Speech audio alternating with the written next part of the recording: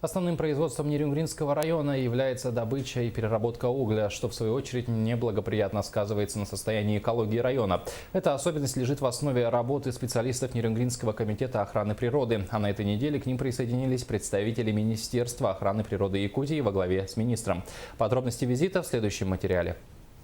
В течение 2 дней экологами было проведено множество мероприятий, основными из которых явились визит министра охраны природы на угледобывающие предприятия «Якутуголь» и «Колмар», а также коллегиальное заседание, на котором руководители этих компаний и специалисты районной администрации отчитались о проведенной работе в области исполнения требований природоохраны и проведении экологических мероприятий. Проблема отходов, проблема чистой питьевой воды, оно стоит везде. В Нерюнгри, можно сказать, проблема и атмосферного воздуха, так как угледобывающая отрасль, это же, понимаете. Но, в принципе, хочу сказать, Нерюнгринский район, она в целом-то тут более-менее приведено в соответствии с природоохранным законодательством. Еще одним важным пунктом визита представителей министерства стали открытые уроки, проведенные для учащихся гимназии номер 1. В этом им помогали специалисты из Алданского района. Тема данного урока была посвящена биологическому разнообразию.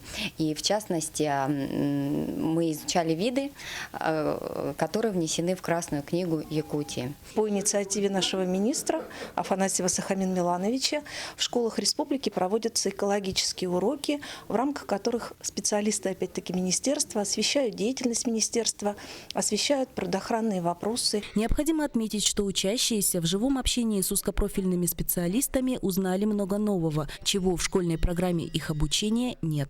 Очень важно, когда само министерство именно рассказывает нам и показывает. То есть мы, как граждане, замечаем их деятельность и волнение за знания учащихся.